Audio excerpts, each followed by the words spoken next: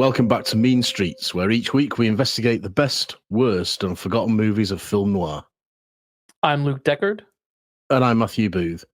Today's case is 1946's The Blue Dahlia, starring Alan Ladd and Veronica Lake, written by Raymond Chandler and directed by George Marshall. The tagline reads, "When Johnny Morrison comes home from the Navy, he finds his wife Helen has been having an affair with Eddie, the owner of the Blue Dahlia nightclub. Later, when Helen is found dead, Johnny is the prime suspect." Bum, bum, bum.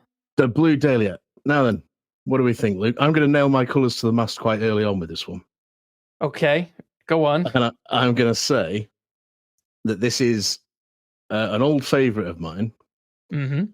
I think this is great fun. As a Raymond Chandler fan, it's great to see him in charge of the script. And I think it's very entertaining. But I think it's a film that has, for me at least, one very big problem, which we'll come on to later. But that's just my overall summary of The Blue Dahlia. What your... The Blue Dahlia is, I told you this off camera, it's a weird film because I've seen it multiple times and I retain nothing from it. It's not like a big hitter, is it? Like Out of the Past or no, The Big Sleep or no. Every time I see it is like watching it for the first time, which has pros and cons. Because I agree with everything you said. It's fun, it's entertaining, but it does have a lot of problems. A lot of them stem from the writing, which is sad to say because I'm a huge fan of Raymond Chandler. Raymond Chandler is one of my favorite authors, within my top 5 favorite authors. So, we agree on that, don't we? We agree on that, definitely. Yeah, there's cracking dialogue. There's wonderful Chandler-esque moments for sure, but it's a complicated film, but we can't really go into it without getting into it. Yeah, so absolutely. We might as well just go start now and go behind the camera and talk about how the film got made and those complications, because that really feeds into some of the problems with this story. It certainly feeds into what is my biggest problem with it. And just as a sort of add on to what you've just said there about Chandler, I also am a great fan of Chandler. He's easily in my top 5 as well. And for a film that is purely his work, so to speak, in the sense that he gets the sole credit for the screenplay, I think this is less of a Chandler-esque screenplay than something like Double Indemnity is, or Strangers on a Train even. It loses some Chandler crackle, but we'll come on to it. I mean, it's interesting because this one is one that there are fewer changes to the script. A lot of what's in here is Chandler, so that's interesting that it's probably could be the most true Chandler's adaptation, and yet... Yeah, I guess you can be a great crime novelist and not a great screenwriter. Well, I mean, we're going to dive into this a lot more. There are particular reasons as to why the writing was problematic. But before we go there, let's chat about some other things. One thing I'll mention is that we've covered The Glass Key, and I remember criticizing Alan Ladd and that just he looked like a boy in his dad's clothes, and I didn't quite buy the romance between Ladd and Lake in that totally. I will say this, even though this is the same pairing, they do work. I have problems, but they do work better here. I agree. Ladd in particular is better in this than he is in The Glass Key. And I think the main reason for me, that is that he's playing an original character rather than an adaptation of a character from a novel. In particular, a character from a novel that he doesn't resemble in any way, shape, or form. We did say about The Glass Key that he's not threatening enough to be Ned Beaumont He's not aggressive enough. You know, Ned Beaumont's a tough guy, but Lad kicks a man in the shin in a pretty lame way. Yeah. This is an original. This is somebody who you've got nothing to compare him to, so he is just what you get. And I think for me, that's where maybe he's not better, but maybe he's just not as bad. Maybe it's that. Mm-hmm. Maybe it's that. That's a better way of putting it. And the reason is that I'm not comparing him to something that I think, that has gone before, and that I think he's miscasting. Yeah, I agree. I think this was a better role for him, so I appreciated that a lot. Now, the film is directed by George Marshall. He directed a bunch of stuff, but most of his movies are unknown. No one really talks about them today, which is quite sad because he's got an absolute host of films. But I guess some of the ones that I guess people do sort of know today would be Destiny Rides from 1939, The Ghost Breakers, The Blue Dahlia, The Sheep Man, How the West Was Won, and I guess maybe a few others. But he doesn't really have. I mean, The Blue Dahlia is probably the biggest film or the most well known of his work. Would you agree? Yeah, that and How the West Was Won, I think. But yeah, I'd agree. He's not a director whose name immediately springs to your mind as a great director from the classic period or a noir director, or I think the only other thing I knew him from was like a couple of Tarzan episodes or something. I think his name crops up in from the 60s, but nothing that sets my world on fire. Apart from this, essentially. I sort of wonder if the reason Paramount went with him was because of the urgency of needing to get this film made. So it's quite fascinating, actually. So basically, what was happening at the time is that Paramount were trying to they weren't trying to play catch up, but other studios like WB and RKO were already doing their big movies, and Paramount came out with The Gun for Hire 1942 and The Glass Key same year. Both films had a Lad Lake combo in there, and so they were kind of getting digging their roots into like the film noir, which they were making quite they were being quite successful with it, really. But they had a problem in that people were loving the Lad Lake pairing, but by 1946 they hadn't been in a film together for about 3 years. The last film they were in was The Glass Key. Yeah, and it's kind of like you have Bogart and Bacall, and then they just aren't able to do anything because Bogart is off doing military stuff. So Lad was working. He was in the army, so he couldn't do anything. And suddenly, he had a free schedule, and they were like, "Oh my gosh, let's get a film going because we can finally put these two together." And so I sort of wonder if that was part of it, because it was so rushed because they had this short, tight window, and they were just going with whatever pieces they could get to make this Lad Lake picture work, and so they went with him. I think there might be some truth in that. I don't know for certain. I don't know for a fact, but I think there's probably some truth in it, because we know, don't we, from previous episodes and from what we see now, that studios, what will have mattered to the big studio heads would have been Lad and Lake together again. Yes, that will have been the be all and end all for them, because they think that will make money. Same with Bogart and Bacall, really. Just getting together and go, but except they had more of a sparkle between them, obviously. But I think there's certainly an element of being rushed, because as I understand it, also Lad was on a break from active service and active duty, and he was exactly that's what he was. Yes, and he was ready to be recalled back. So they had to race through it, which in turn created its own problems. But yeah, there's a definite sense of, all the components are there, but they're not really, they've not had time to sort of fuse together. So they come across very much as components rather than a whole. So this film is very much, the sum of its parts, essentially. Yeah. Oh, yes. Because Yeah, they were moving so quickly that they had Lad. Okay, we have Lad, but they literally didn't have a film. They had no film, no script, no writer. They had nothing. They literally just had Lad and Lake's availability finally worked out, and everything was being worked around that, which to me is already like, that's red flags. Well, it's spelling disaster. It's spelling disaster straight away. These things happen, and they're not always disasters. You know, sometimes it pays off. I can't think of an example off the top of my head, but sometimes it does.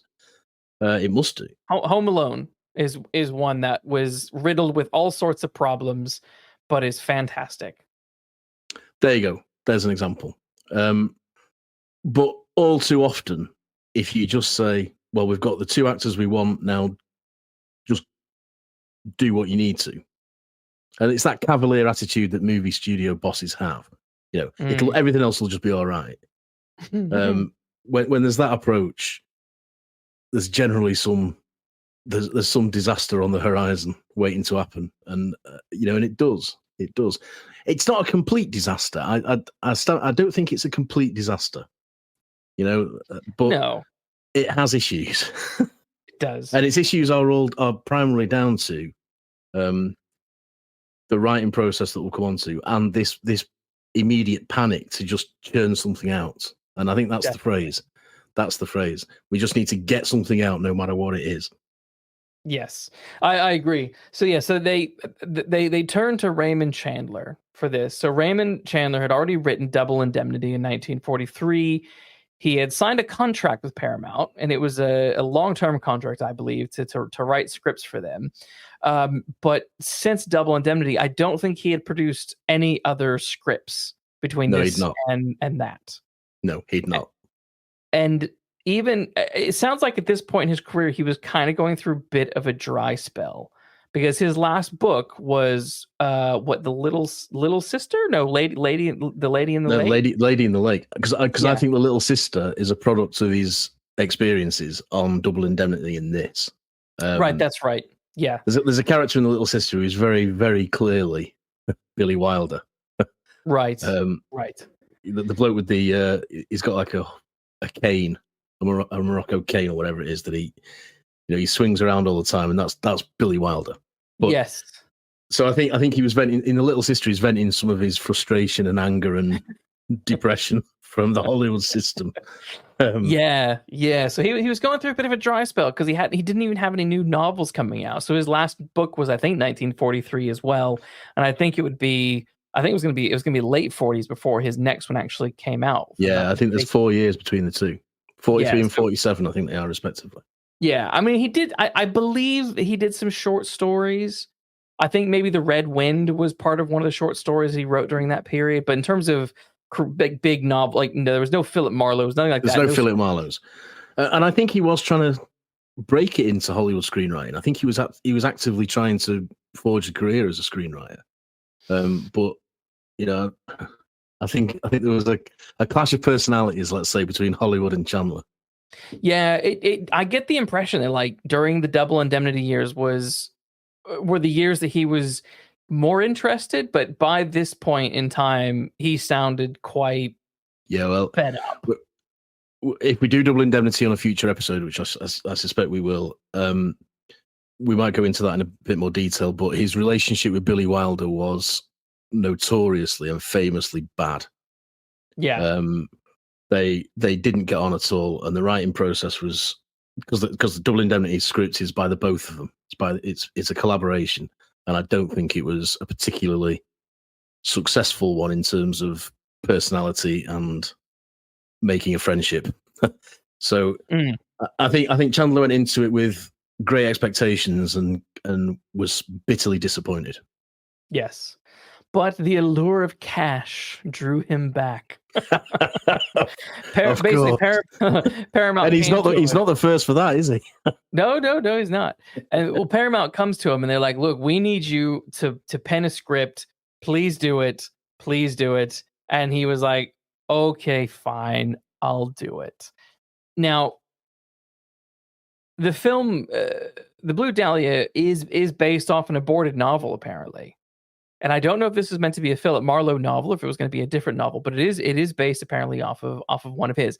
And there are moments throughout the story that I'm like, I could see Philip Marlowe getting into some of these, kerfuffles, like the two guys who put Lad into the back of a car and take him to a hotel to stay in a hotel. That's a scene from a Philip Marlowe book. Come on, it is. And the bit where they sort of do him over towards the end of the film, that's also a yes, and the whole gangster element of Eddie and Leo and all those, that the fact that the nightclub is a front and all this business, and the fact that Eddie has a personal secret that about a shady past, and all the blackmail and all that business. This is I think this is a Philip Marlowe story. It could easily be a Philip Marlowe story. This yeah to the point where there's a part where it's almost like, why didn't you just make it a Philip Marlowe movie? Yeah, absolutely. That might have solved some problems for me. It might have solved some problems for me, but I'm not sure it would have solved the biggest problem for me, which we'll come on to later. But I don't think there would be, the film wouldn't lose anything if it were a Philip Marlowe film. And it might even have gained something if it was a Philip Marlowe film. Yes. I think there could have been a lot to gain, because there are moments throughout this movie where I feel like the protagonist is so passive that it really infuriates me. I agree.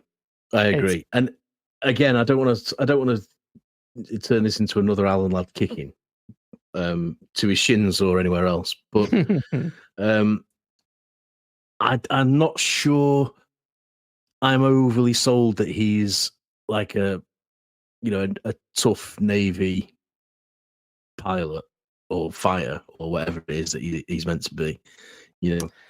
I imagine these days, like Chris Evans might be cast in this role or somebody like that, who would look a bit more intimidating. The problem I have for Ladd is he still looks a little bit weak and a little bit slight.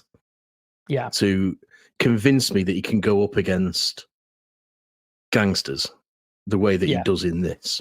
Whereas if you sold this to me as a Big Sleep sequel with Bogart in it, although Bogart is slight in terms of stature, we discussed that on the episode, I do believe he's got the guts to go up against the villains in this film.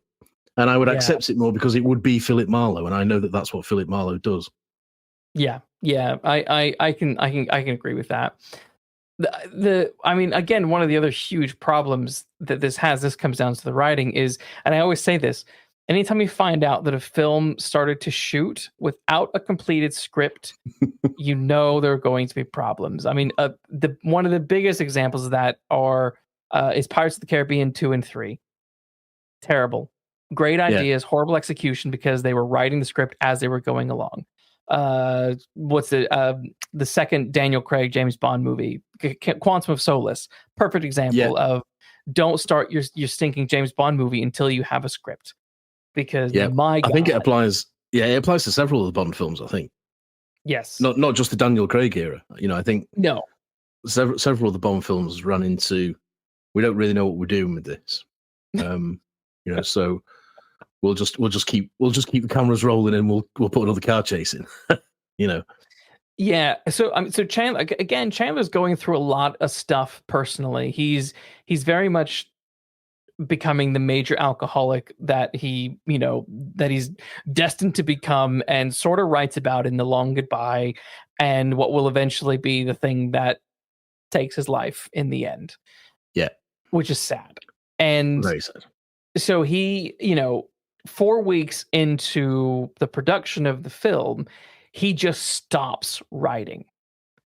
And the problem is the film they've been filming, they've been shooting stuff, and everything is about to be halted because they don't have any more scripts. So what does the studio do? Do you know? Yeah, I know. Go on, tell the people what they do. Well, they say to him, "You've got to finish this because we're under severe pressure to finish it because lad's going to be called back." And Chandler's answer to that is to say, "Well, I can't write this sober." You missed the big thing though. The first bit, they tried to bribe him. Oh, they bribe. Oh, yes, they bribe him. Yes, they do. They bribe him with five. They give him 5. Is it $5,000? Is it? They $5,000? tried to. Yeah, and he gets so pissed off that he's and he says, "That's a total insult and a slur on my character. I will not accept a bribe." Yes. Yeah, and he quits. He walks that's off. Right. He quits. But he comes back a couple days later. He cools down and he comes back. That's right. And I mean, is it a bribe? Is it a bribe, or is it just saying, look, Ray, you've got to finish this. Have a bit more money. It's probably not a bribe in the traditional sense, but it is one of those things like, okay, the only way we can get him to do this job is we give him more money. And I guess for him, he's probably sitting there thinking, oh my God, they're trying to pay me off to get this work done because they don't think that I'll do it unless I'm paid off. Whereas the real problem is that he's an alcoholic and that he's kind of creatively washed up at this point. He's burnt out. And I think there's Raymond Chandler is one of those people who, on the one hand, I would love to have spent an evening with him and got drunk with him. On the other, I'm drunk.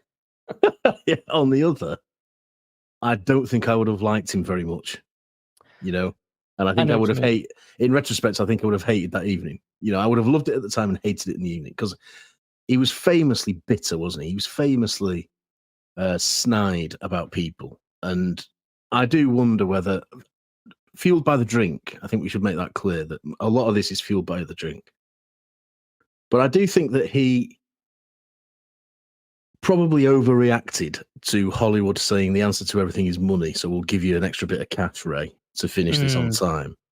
And I think he probably, looked at that through a boatload of gin and, misunderstood it or misinterpreted it for what it was meant to be. So I think there's Hollywood not knowing how to handle him and him being who he was. Yeah.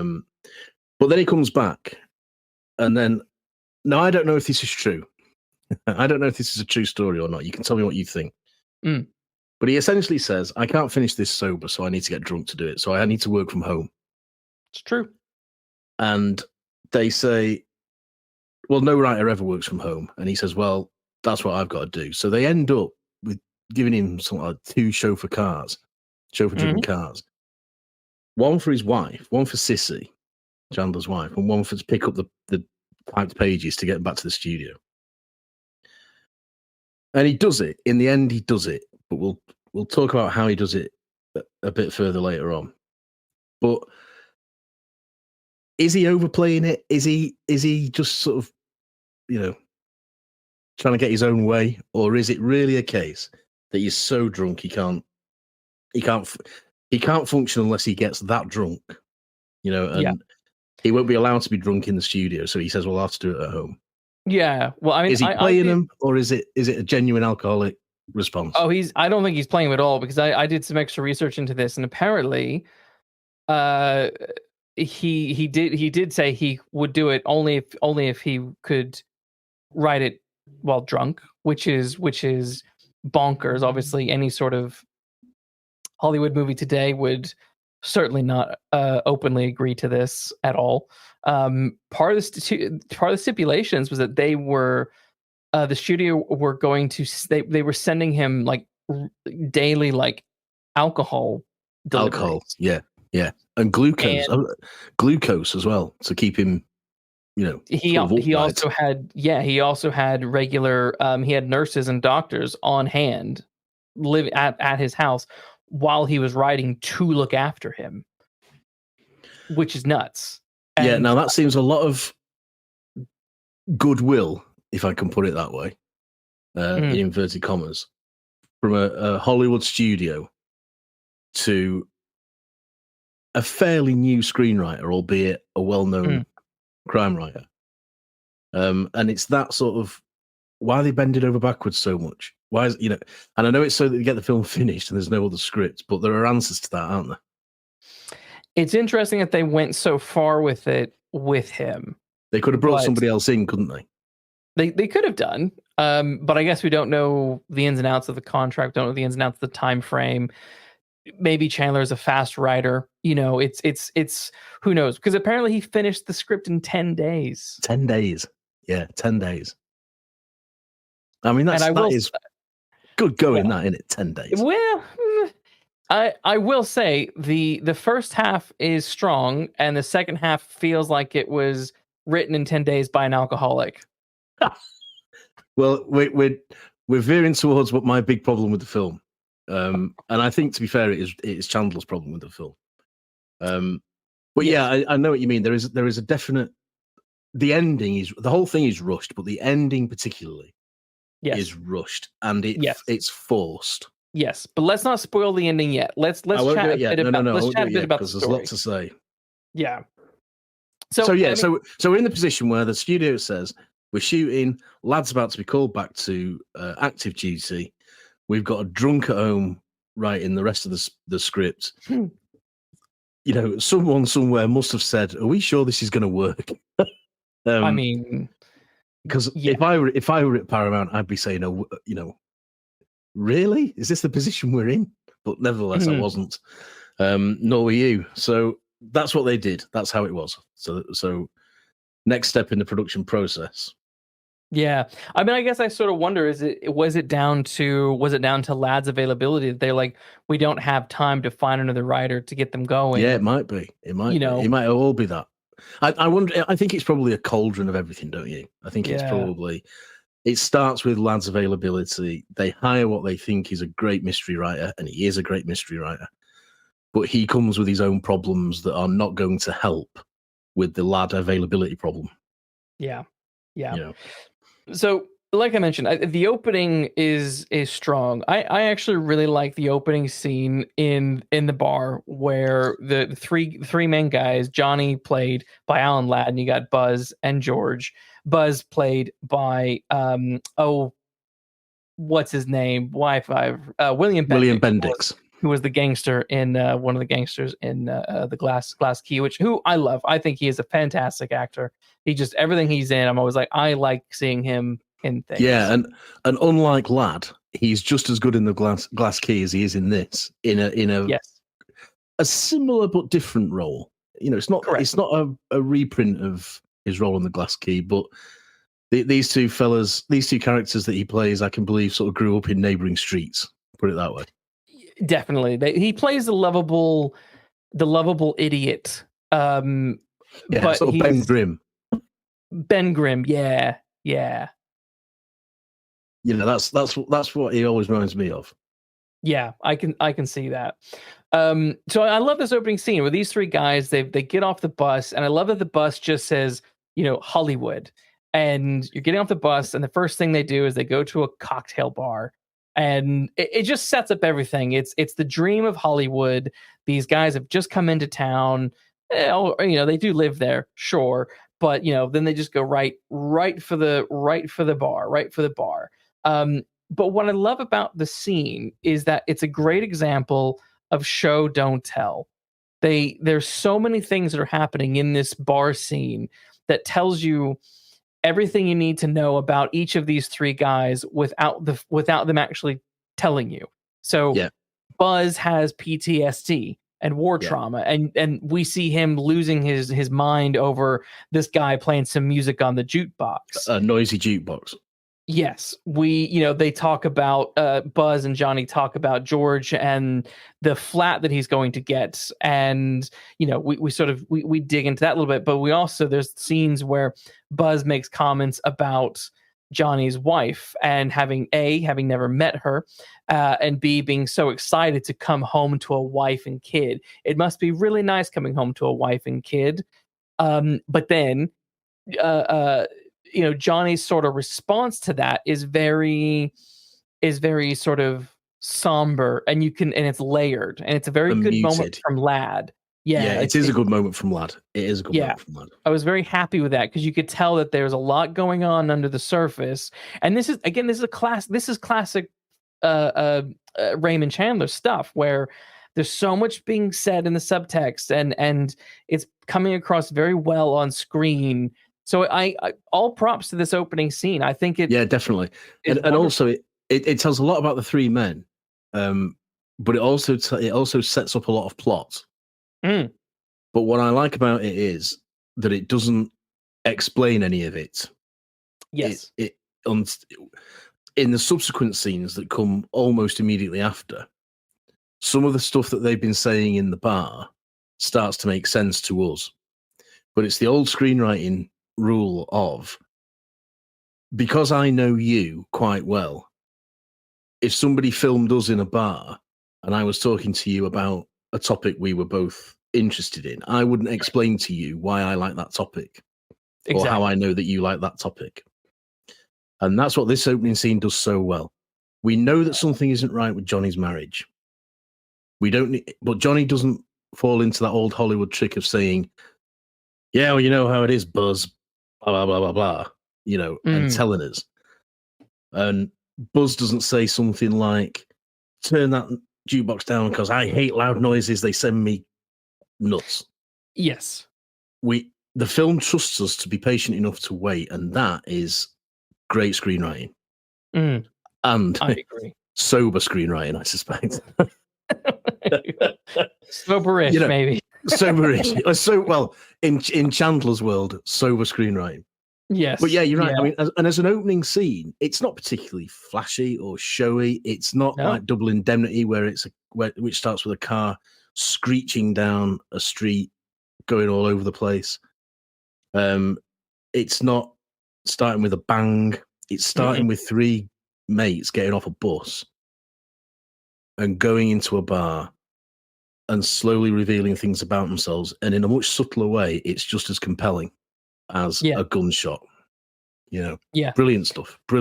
I totally agree, because you also have that really good scene where as as Buzz is getting more frustrated, he goes, turn that monkey music down, and the guy's like, you calling me a monkey, and they get into a fight, but then there's an understanding of because they get into a fight with a guy who's clearly another military man, and Buzz lifts his some of his hair back, and he's got this bald patch, and you can see that he's had surgery, and it says he's got like a metal plate in his head or something along those lines. And then the other military man who he picks a fight with and Buzz come to an understanding. They realize that they're both being silly. Like the other guy's like, oh, I'm sorry. He's like, he understands this guy's got problems because of the war. And, Buzz is sort of like, I've got problems because of the war, so I'm sorry for snapping at you. There becomes an element of mutual respect when they realize, who they are. Yeah. In shorthand terms, they realize who they are. In other words, they've both fought for the country and suffered for it. Yes. And that's one of the big themes of the film, or certainly would have been. So yeah, that as an opening gambit, that is pretty confident and pretty self-assured, and it is acted uniformly very well. Even Anthony Caruso, who's the bloke at the jukebox, he's really good in that single scene, because he's not in it again. And it's even the barman. You can tell the barman's getting nervous that there's going to be a big brawl in his bar. Yes. So even his sort of very much supporting performance is totally on point all the way through, and you can see his relief when they break it up. And I think is it Johnny breaks it up in the end and says, leave him alone and just don't worry about it, or all the rest of it. Yeah. And somebody unplugs the jukebox, don't they? That's how it starts, I think.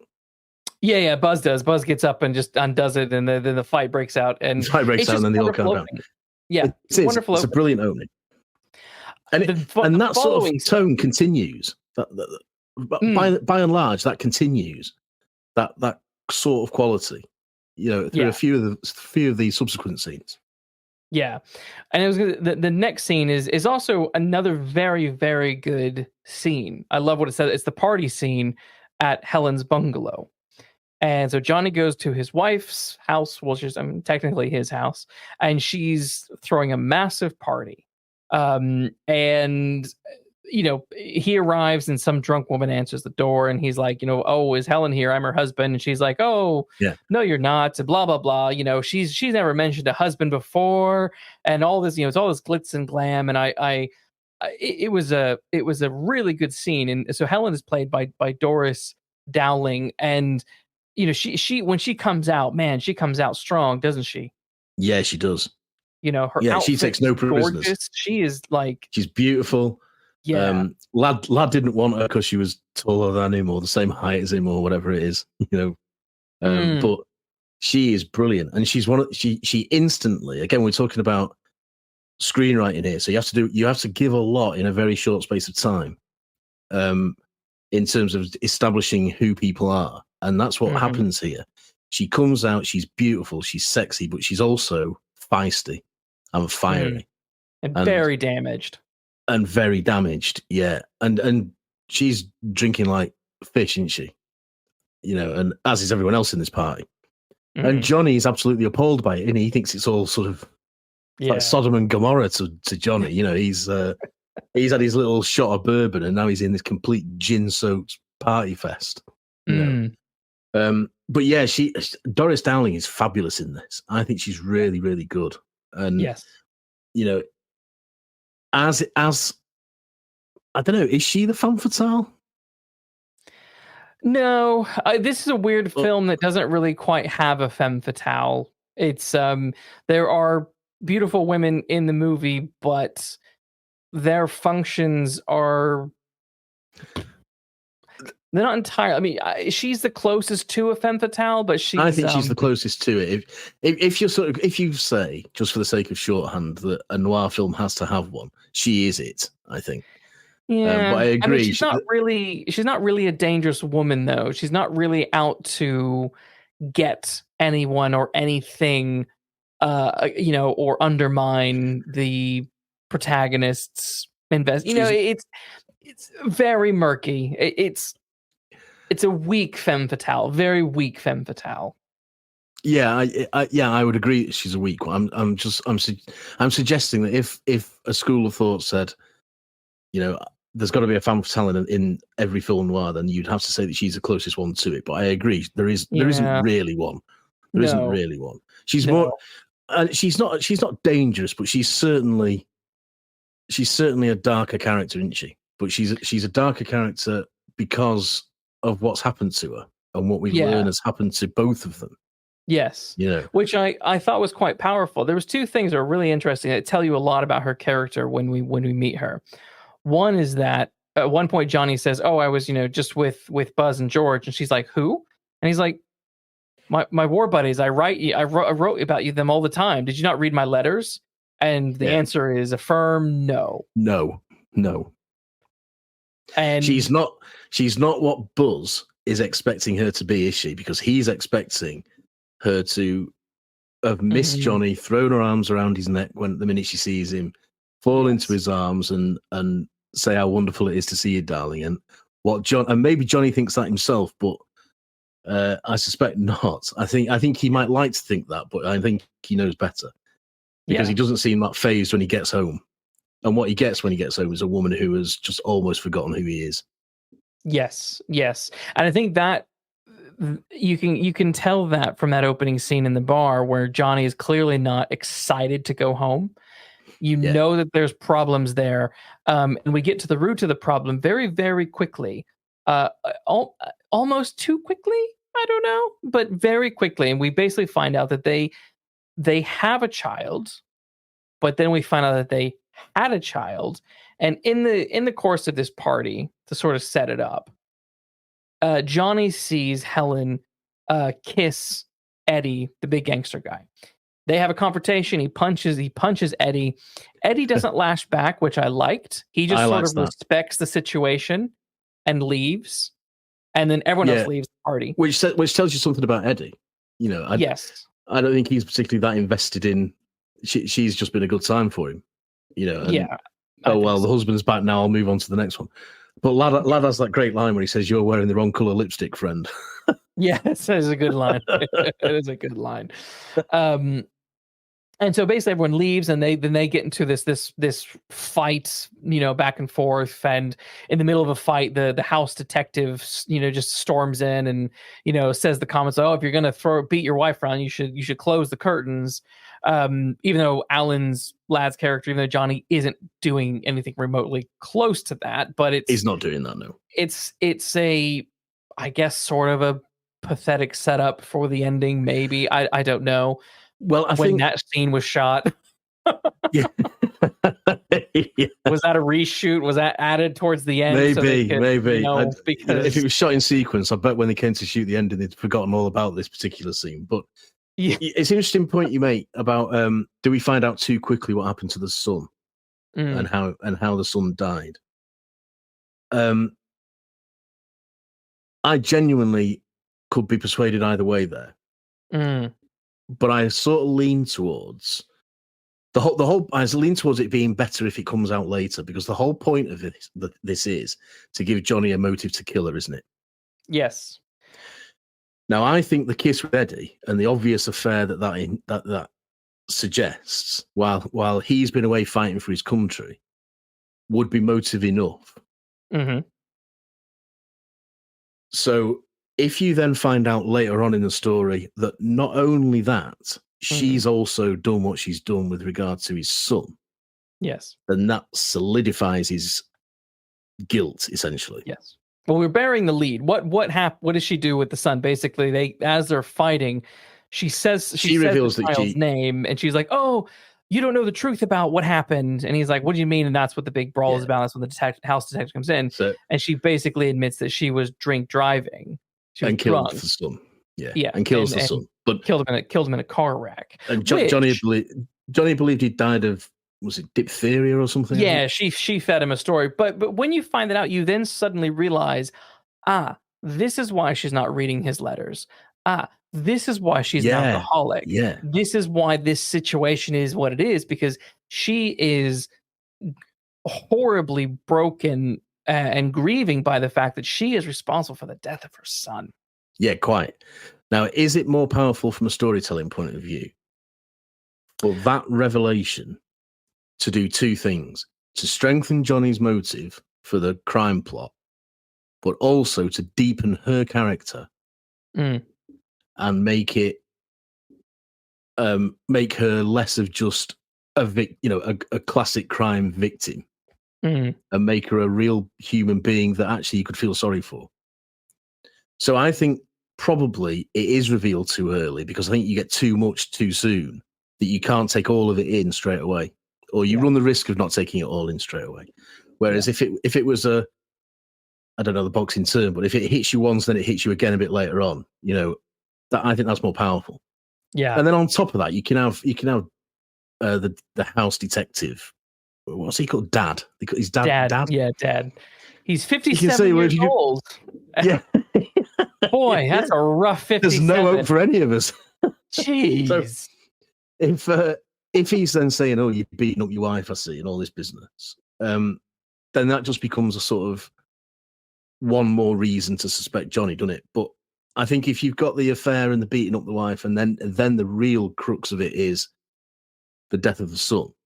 Yeah, that comes later. That is much more powerful to me. Yeah. So I can. Well, no, not equally. I might be persuaded that they've just got to set up motives for Johnny. The more the merrier. Let's just get moving. But yeah, I think it's a mistake to do it that way.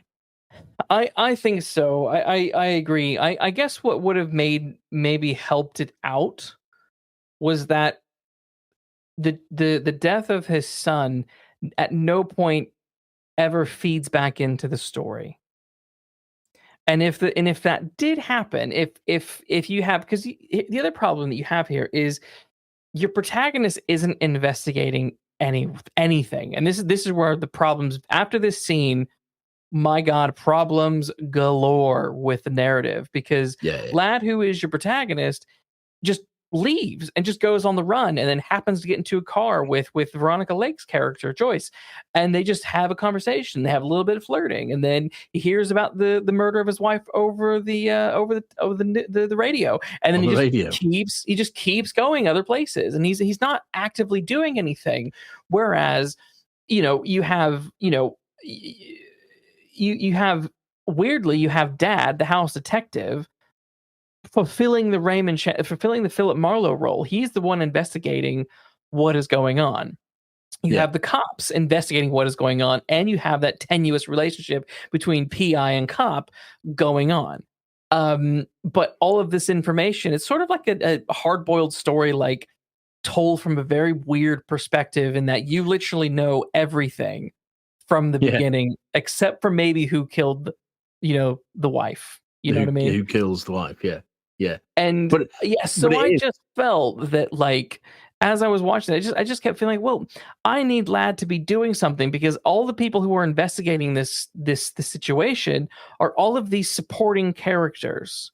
And you've got this affair going on, you've got this revelation about the dead child. That should be feeding into their investigation. The cops should find out, oh my God, well, she killed their child in a drunk. Maybe that's why he came home and found out the truth. Oh, we got this letter. We found a letter from her where she says the child died of X, Y, and Z. Oh, but actually, he must have found out. That's what this film needed. It needed big revelations like that coming along the way, which meant really that Ladd should not be the protagonist of this movie. And Philip Marlowe should be the protagonist of this movie. Yes, absolutely, yeah. Yeah, I was just going to say that, because if you substitute Dad for Philip Marlowe for most of the film, then he is fulfilling that exact role. And I'd rather watch a Philip Marlowe film than a Dad Newell film, for God's sake. Mm-hmm. And you're right, and this is where I think we need to have Ladd and Lake in this film, and they're the stars. Mm-hmm. But when you watch it, they aren't, are they? Because no, they both do nothing. They both do nothing, and she's only in there because she's married to Eddie, but conveniently wants to leave him. Yeah, so she's a subplot. She's a romantic subplot. So if she had a reason to kill Helen, maybe that would have been more interesting. There were so many things you could do, but you're right. And again, this feeds into what we've just been saying. The story about the son, the truth about the son, should be something that the detectives, whoever they may be, find out, instead of her telling Johnny. Mm-hmm. Johnny's got enough reason to kill her as far as the film's plot is concerned at this stage, with the affair with Eddie. Yeah. And he then becomes a suspect. That's fine. He goes on the run. That's fine. Marlowe then, because I'm just going to say Marlowe from sure. Yeah. Marlowe then has to find him. Yep. Not unlike he does in whichever one it is, where there is a it might even be Poodle Springs, God help us all, where he thinks that the husband is somebody else, and he has to go and find him to prove that he's innocent, and actually finds that he's guilty, or whatever it is. Yeah. That is much more compelling than Alan Ladd doing a Richard Hannay, essentially, and just running away as far as he can. Yes. Which is what he does. I agree. But even Richard Hannay is investigating the truth to clear his name. Yeah. He's not running, he's running so he doesn't get arrested, but he's also actively doing something. He's doing something to clear his name so that he doesn't have to keep running. Whereas exactly. Alan Ladd would just carry on, wouldn't he? The other thing it was very, I think, I felt shortchanged by, was the fact that at one point, Helen calls George's flat and Buzz answers, and Helen tells Buzz, "Oh, Johnny left me," and she feeds him this story, and he's like, "Well, I'll come and talk to you," and da da da da da. So he Buzz, in his state, runs over to Helen's flat to have a conversation, but she's not there. So then they go into the bar. He goes to the bar, just happens to sit next to her. I'm fine with that coincidence. That's kind of fine. This little meet cute moment gone wrong. I'm fine with all of that. The problem that I have is after that, they then go to her flat, and you're like, is she bringing him there to bang him? Is that is this sex? What is she doing? Like, odd. Or is she setting up something and you think she's going to set something up, but she doesn't. And then you just have this very ambiguous moment where at one point while Buzz is in the house with her, she then calls Eddie, says we need to have Eddie's trying to break it off with her, and she's like, no, you better come over here and talk to her. So then he agrees to come over, and then there's just this like blank space where we don't know what happens to Buzz for some reason. We don't know what's going on with Eddie either. So you're left it's almost like the scenes were like, okay, we need to add some mystery. Cut this stuff out. Don't show people this conversation. Why? It felt unfinished. Alternatively, it's what they do in whodunit films, where you see a character knock on the victim's door. The victim answers and says, so you've come. Mm-hmm. Character walks in and shuts the door. Next thing you see, victim dead on the carpet. Yeah.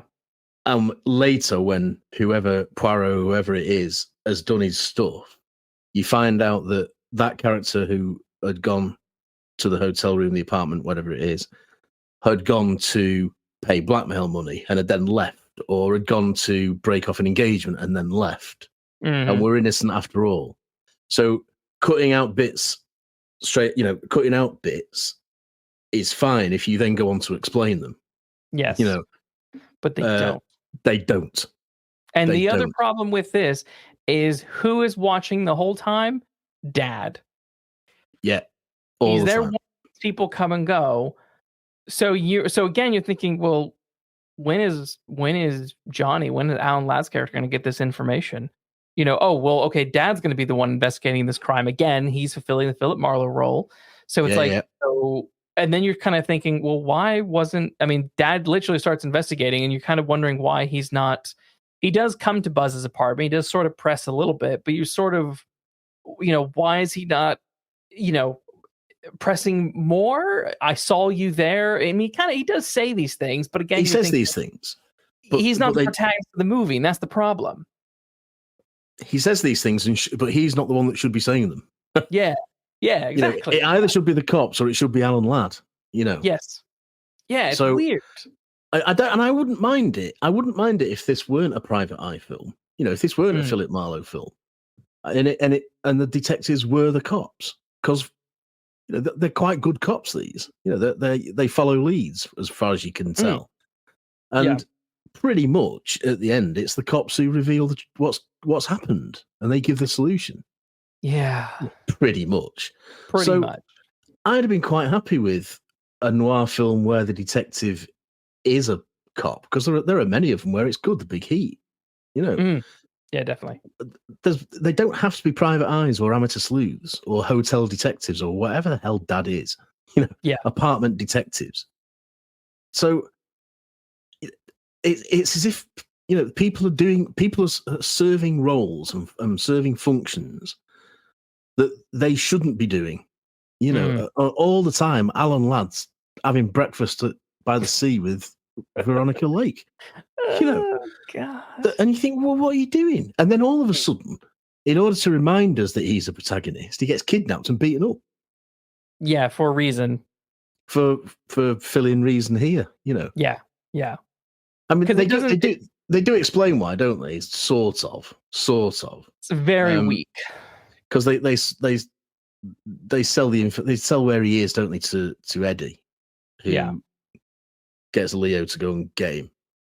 But I'm not really sure why Eddie cares. Exactly. It's very, very flimsy. It's very weak. Because the guy who captures him is the guy who is one of Eddie's dudes, one of Eddie's thugs. We see him at the beginning of the movie. Yeah, he's the guy with the glasses. The one with the glasses. Yeah. Yeah, he's like the nightclub co-owner, isn't he, or the accountant or something, isn't he? He's the sort of business side of it, but he's also a thug. Yeah, so it's a weird combo. I was confused. Like, why is he going to get Johnny? Why? And what's wrong with his foot or something? Didn't he stick his foot in a bucket or something? It's just totally bizarre. A weird moment. It was so odd. It was like he had a blister that popped. And again, this is where it's like this is being written by a guy who's clearly drunk, like, and nothing is making sense. Like, why is this gangster got? I don't know why they kidnapped Johnny. I mean, there's this whole business of Eddie's past, isn't there? There's this whole business of Eddie's past. Yes, where he may or may not have committed murder, and he's a gangster. Of course, he's committed murder. Who cares? Yeah. So who cares? And then when he's confronted with that, he just says, "Yeah, I did." Yeah. So what? That whole final confrontation with Eddie and Johnny was just so anticlimactic because it felt like we need a fight, we need some guns to go off. Okay, boom, bang, bang. Here we go. We got it. Now we need to reveal what's going on, and this is where we get to the big problem. Is the reveal. Now, anyone who's watching the movie, up until this point, it is blatantly obvious who killed Helen. It's obvious that it is Buzz. It is so painfully obvious, but I'm fine with it. I'm fine with this, and I was waiting for this revelation, and I was waiting for it to be. So, I was satisfied with that revelation. Should that be the right revelation? Well, should we just discuss what the original revelation was going to be? Go on.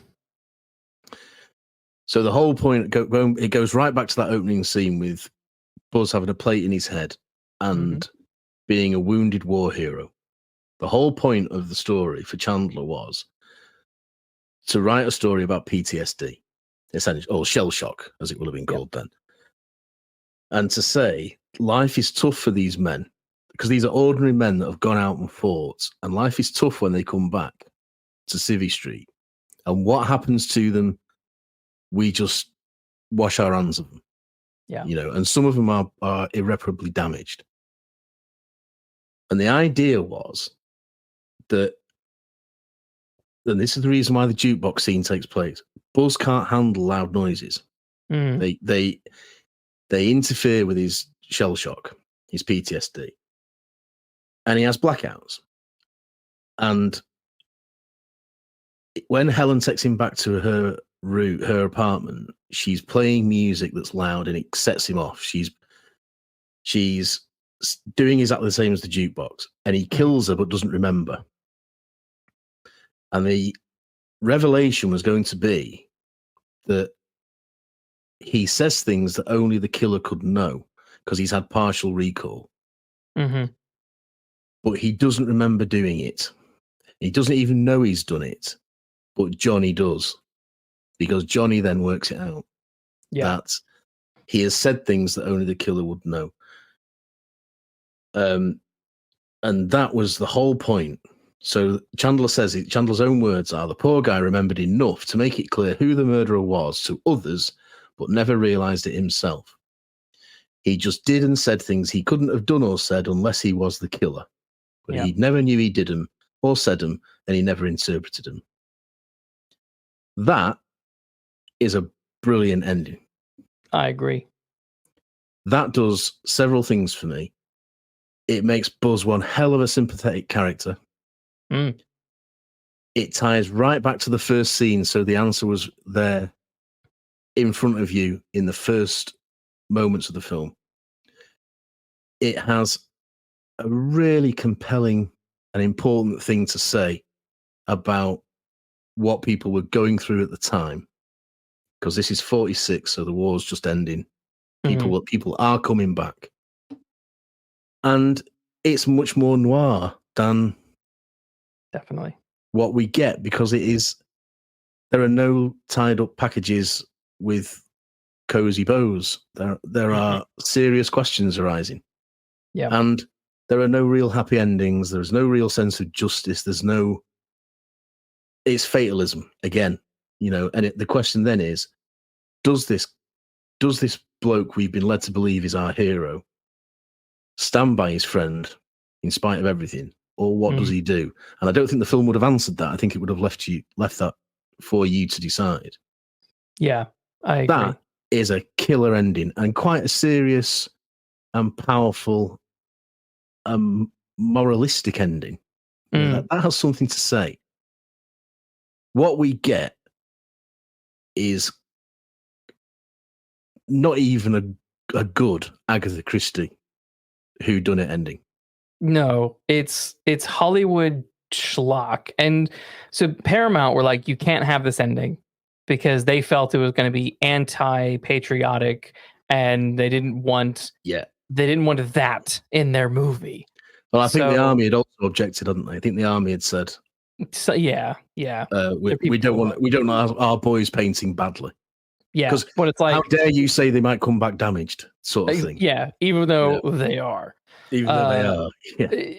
Just, so cliched with some of that stuff. But so then the ending we get is we have this big, what does feel like one of those very cheesy, ham-fisted, like British cozy revelation moments. I'll tell you, it's a Charlie Chan reveal. Yeah. In the old Charlie Chan films from the 30s and 40s, it's one of those. Yeah. And in this moment, we have literally everyone is in one room together. What a hell of a coincidence. I hate those sorts of moments. My wife and I, we tried watching this new show on BBC called Ludwig, starring David Mitchell, and he's playing some quirky detective, non-detective, and they do this in every episode. And after 2 episodes, I was like, I'm done. I cannot watch this crap. I cannot watch this crap because it's so stupid. So in this moment, this big revelation moment, Dad mentions that he heard a gunshot. And I'm like, hold the phone. Why did we not hear that gunshot earlier in the movie? Yeah. What gunshot? Like, we know she was shot. We know that, but we also know that Dad was standing outside. We know that, but at no point do we see him or anyone hear a gunshot. And surely people around there would have heard a gunshot. Well, people would have acted, wouldn't they? People would have acted. Yes. And and then once you get that problem, then the problems start to follow. Yes. Why? If Dad's done it, then why is he investigating it? Yes. Why is he being our main detective? Yep. Why is he just keeping his mouth shut and saying, I didn't hear anything, I don't know anything. There was nobody there. Yeah. Why is he actively making inquiries to find himself? Exactly. It makes no damn sense. It makes no sense at all. There are films, of course. There are films where the villain is the detective and he is actively making inquiries in order to find himself. But what he's also doing is smoke screening. Yes. Well, that's not the case here. No, well, we've let it slip. So basically what the film reveals is that Dad is the one who did it. Yeah. Dad's the killer. And where you're left feeling like you've just been slapped in the face by a wet fish. Because you're like, wait a minute. Why? How? Why? Huh? Well, do you want to say what the motive is? What Dad's motive is? It was something to do that what people were paying him off for his silence, or he was blackmailing people. He was blackmailing the tenants. So he's blackmailing Helen, Johnny's wife, about her affair with Eddie. But now here's the thing for me: who cares about that when she'd murdered, in inverted commas, her own son? Exactly. That is a much stronger motive and for blackmail or murder. So I still think, well, he killed her for nothing compared to Johnny. Johnny should have done it. But Johnny already knows that she was having an affair. Yeah, so in fact, the film opens up with that tagline. The tagline for the stupid movie is that when Johnny comes home, he finds out his wife is having an affair. Yeah, exactly. So, what are you blackmailing, bro? This is like that episode of Sherlock where the blackmailer's secrets are all in his head. And you say, well, good luck with that then. Do your worst. So all Helen had to say to Dad was, okay, who are you going to tell? Who are you going to tell that care? Because Johnny knows and nobody else does care. Exactly. So, and this really is, this I've said that I've got a big issue with this film, and this is it, that the ending makes no sense. It doesn't follow what goes before. You're right. You are absolutely signposted that Buzz is the killer in this, and he should be for the reasons we've said. But it's painfully obvious that the person who wrote this ending is not the same person who wrote the beginning, by which I mean Chandler didn't know what he'd written before, had forgotten. All he was bothered about was getting it in on time. Well, and that's all the studio cared about, because nobody read this script and went, "What are you talking about?" the problem is this. The problem is that, and this is where it's like, I would like to see the original script, because even though he was drunk and things were loose towards the end, like, you know, like when Johnny's character gets picked up by a couple of thugs and they go to a hotel room, that's just a scene that happens. That has no bearing on the plot. That's just something that transpires, and it's a bit like interesting, but you could cut that and it's fine. A lot of the Lad Lake scenes are there to just have a bit of spice, and really they go nowhere. So there's a lot of that going on. But I sort of wonder, because they changed the ending. I'm like, well, who changed that ending? Who wrote that final round table scene where they get the big revelation? Because if that wasn't Chandler, at what point was that written? Was that done on the spot? Was that done on set? Was that, you know, where at what point was that done? So is it Chandler's fault that this ending is so bad? I'm going to give him a pass and say no. It's just purely the studio's fault for being pathetic. Yeah, well, I think there's an answer to this, to be honest.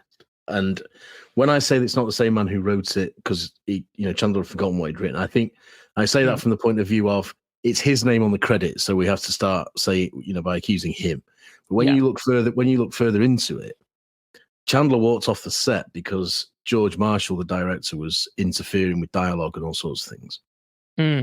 And Chandler says, it's ludicrous to suggest that any writer in Hollywood has a free hand with a script. He may have a free hand with the first draft, but after that, they start moving in on him. And what happens on the set is beyond the writer's control. In this case, I threatened to walk off the picture, not yet finished, unless they stop the director putting in fresh dialogue out of his own head. So that's when he walks away first, and then they bribe him in inverted commas. But he obviously feels like this. I think he wrote a first draft which is quite different. I certainly think it's possible. Yeah. And I think then what happens is the director says, this ending's no good, we need to have a new one, or whatever else it might be. And then they start to, in Chandler's words, move in on him. Yeah. And take it away from him. Yeah. I'm not saying that he's not entirely to blame, because the drinking thing was happening, and he was locking himself away off his face, tapping away. And he can't possibly have known what he was typing, not really. But I wonder if it was foisted on him. I wonder if.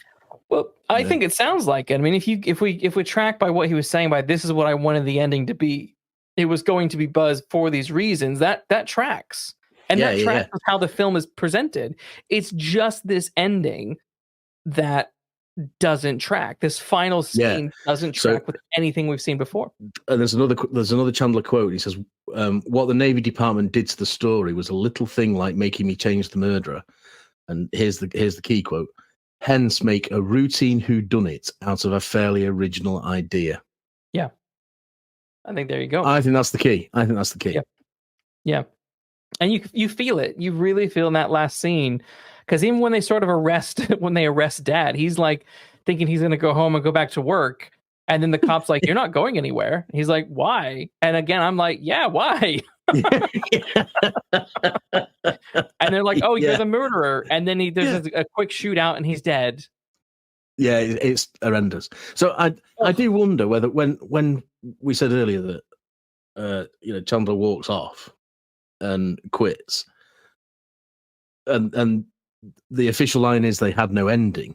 I think we can perhaps interpret that as they did have an ending and it was Chandler's. The military, or whoever, the authorities, whoever you want to say it is, say you're not having that ending. So what they actually say to Chandler is you need to write a new ending, and that's what we'll pay you the $5,000 for. So you think that's really the real that's possible? That's a good theory. The real speculation there is and part of the drinking, and part of the drinking then is him saying, "Well, this isn't even my ending. I'm writing somebody else's ending. So who cares? I'll just get absolutely blitzed, and who cares what it's like." The results of which put Raymond Chandler in the hospital for a month to recover. Yeah. Well, I mean, that was it worth it? Yeah. Well, no. Well, he got his $5,000, I suppose. Did he though? That's the thing. Did he take the money? I got the impression he didn't take the money. I presume so. I mean, I don't know.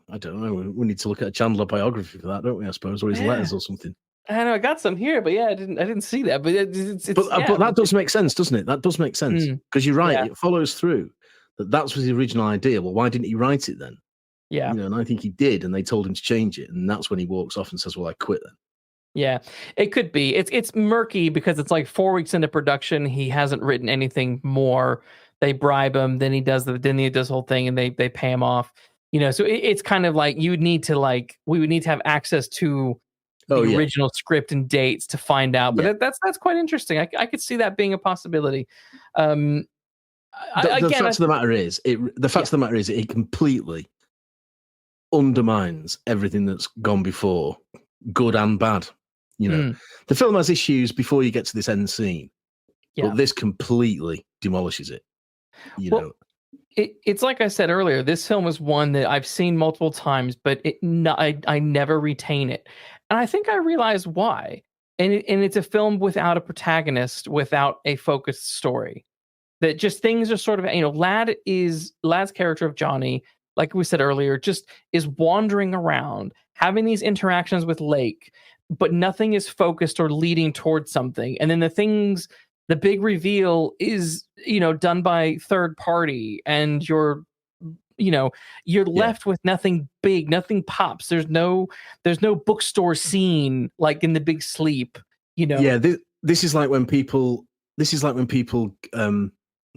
they approach writers to hire them to write what they now call legacy sequels, but which are just pastiches. And they say, pick your literary character. James Bond, you've got to have Blofeld in it. Yeah. Or if it's Holmes, you've got to have Mycroft and Moriarty in it. And you think, but the story I've got, there's no place for Moriarty and Mycroft, for example. So in this, maybe, Chandler's thinking there's no place for Alan Ladd and Veronica Lake. So what am I going to do with them? I know what I'll do. I'll get them off screen as quickly as possible. That's what I'll do. So I'll make Ladd a suspect and he has to go on the run. Then he's out of the way. Brilliant. Yes. Now we'll concentrate on the real characters, who are Buzz. Buzz is the main character of this film. Yeah. Buzz and Dad are the two main. Buzz and Dad are the characters. They are the protagonist and the antagonist. And you also sort of wonder because, we'll wrap up shortly, but there's also the famous thing that Raymond Chandler hates Veronica Lake. He calls her. I was wondering when you were getting into this. Yeah. He calls her Moronica Lake. That's what he coined. I just find that really funny. And both Ladd and Lake, their acting range is very narrow. They don't have a wide range by any means, by any stretch. And no. They work well in this movie. For me, they didn't work well in the Glass Key, but they worked better in this mostly. But there is this sense of, I don't know what the writer is doing with them other than just having scenes to get them out of the way. That's exactly what I think. That's exactly what I feel. It feels like that. It feels like that. And then I'll bring them back in at the end, so that Ladd can do a bit of tough guy stuff, ostensibly look as if he solved it, and then they can have a kiss over the end credits. Yeah. It was weird. It was weird. He famously hated Veronica Lake. Do you know the quote about her? He said she's pretty good when she's just, all she's got to do is keep her mouth shut and look mysterious. But then, and this is a quote, the moment she tries to behave as if she has a brain, she falls flat on her face. Oh, ouch. There are these close shots. these close shots of her looking perturbed that make me want to throw my lunch over the fence. See, this is what I love about Chandler. I relate to that sentiment so well. 100%, yeah. And now you can understand when if you watch this film and Double Indemnity and then read The Little Sister, it's so much more of a fulfilling experience. Yes. I guess there we are. The Blue Dahlia. That's the Blue Dahlia. We've not even talked about the fact that there's the Blue Dahlia and the Black Dahlia, and that real life case, his nickname does come from this film. Yes, true. Yes. Because one of the cops on the case misquoted it, or I forget the details, but yeah, there's something. So I forgot as well, but yeah, there's something like there that. Is a link. He calls this film the Black Dahlia, and then that sticks. Or she takes it as a nickname or something. There's something, people can look it up, but there is a link between this film and that case. But yeah, let's rate this guy. Let's rate it.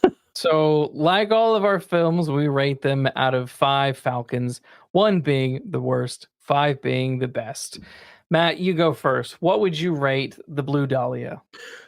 Well, as I said at the beginning, I think this is, for all its faults, and there are many, and despite that massive fault at the end, I still do find this a very entertaining film. And I love the fact that it's written by Chandler. It has some Chandler moments, not as many as I would have liked, and it has those great opening scenes that we've discussed. So I am going to be generous to it, but I'm giving it a 3. Yes, 3. That seems, yeah. I think for me, it's tough, but I think probably I'm sitting somewhere around a 3. Like you said, there are really good lines. I do like that kind of recurring line that Johnny keeps saying to Lake's character, and that is, every guy has seen you before somewhere. The trick is to find you. Like, if that's not a line to woo a lady, my God, like that's a very good Chandler line.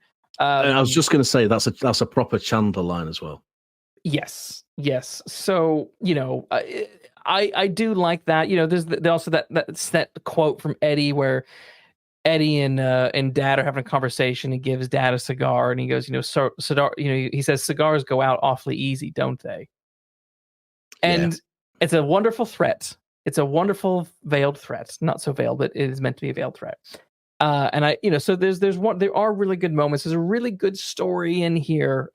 William Bendix is fantastic in the role of Buzz, and I liked that serious angle that Chandler was going for.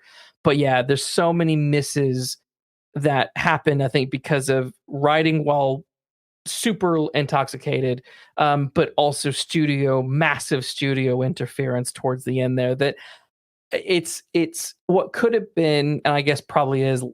Would we say this is Latin Lake's best film? What do they do outside of this other than the Glass Key that's as big? There is another one that is. They not do this Guns for Hire. That was before this. Is that before this? Yeah. I can't think of another one that makes me. Yeah. So certainly not together. I mean, yeah, the shade, isn't there? But yeah. So this, as a pairing, this is probably their. I think this is their best outing. But it is bogged down with a lot of problems. So yeah, I think all that waffling to say, because I'm trying to decide, is it a 2.5 or 2.5 or is it a 3? And I'll be generous and give it a 3. I'll be generous and give it a 3 because it is entertaining, but it is also very frustrating. Yeah, I think it does deserve more than 2.5. I have to say. Yeah, I have to say, but it doesn't deserve more than 3. No. So anyway, we're both a firm. We'll give it a firm 3. I mean, I would recommend people watch it. I guess so far as to say you should, I would too. An hour and 40 minutes, whatever it is, hour and 35 minutes. There are worse ways of spending your time. Definitely. Yeah, especially on Saturday night. It moves quick. It's frustrating, but it moves quick, and you're not. I'm not bored. I'm not bored watching it. So kudos for that. No, I guess. No, absolutely. And I can't remember which film it was, but there was one that we've done recently, which will a future episode where we do say we looked at the timer and it was only 40 minutes in and it felt like 3 hours. Yeah, that was Hollywoodland. Oh, that's right. Yeah. Yeah. Wow. I mean, that was last week, sir. Last week. Yeah. Well, that shows you how much of a raised Hollywoodland. So it's I would certainly watch this before I watched Hollywoodland. My heavens above, I would. Well, yes. That is true. That is true. Well, that wraps up our investigation. Thanks for listening. We'll be back next week with another case. In the meantime, please like and subscribe and be sure to take care walking down those mean streets.